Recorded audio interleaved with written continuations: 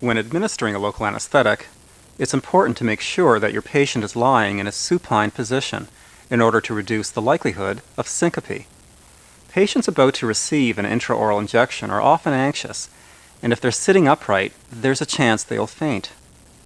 Topical anesthetic may be placed prior to any injection. It should remove the initial sensation of needle penetration and therefore may be of value. If used, you should allow a few minutes for onset of action.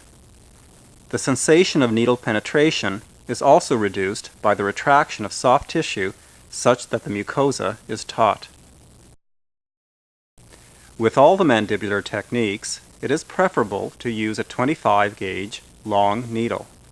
The 25 gauge is preferable to the narrower gauges for two reasons.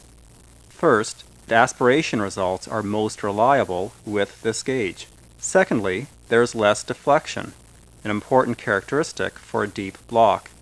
Studies have shown that patients cannot differentiate among the 25, 27, or 30 gauge, so there is no advantage in using the narrower gauges.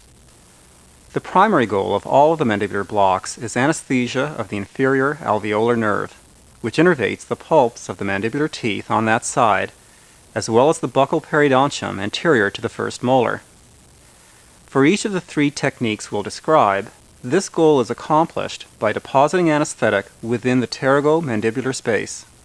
This space is bounded laterally by the ramus of the mandible, medially and inferiorly by the medial pterygoid muscle, superiorly by the lateral pterygoid muscle, posteriorly by the parotid gland, and anteriorly by the thin buccinator muscle.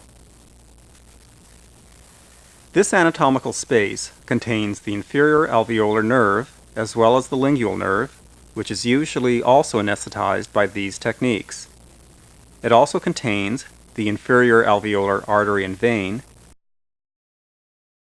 and the sphenomandibular ligament. With all the techniques, it's best to begin by palpating the intraoral landmarks, which to an extent are similar. There are several reasons why mandibular blocks sometimes fail. Incorrect technique is one. Inflamed or infected tissue is another.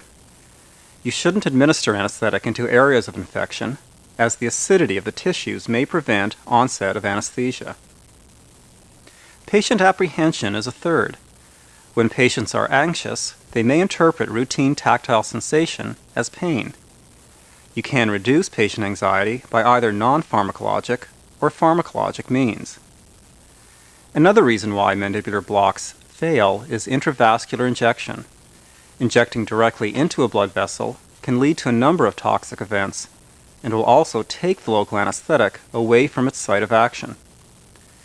One last reason why mandibular blocks fail is anatomical variability and accessory innervation. In spite of correct technique, a variation in the normal anatomy may preclude successful anesthesia. For example, the flare of the ramus may be greater than normal, or the mandibular foramen may be positioned higher than usual. Accessory innervation may also be present. This may be the reason we sometimes find residual sensation even if all of the subjective signs of anesthesia, such as a numb lip, are present.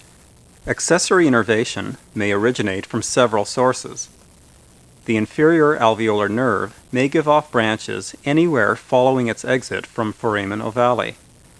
These accessory branches can enter the mandibular canal through any of the foramina on the medial aspect of the ramus, usually near the coronoid process.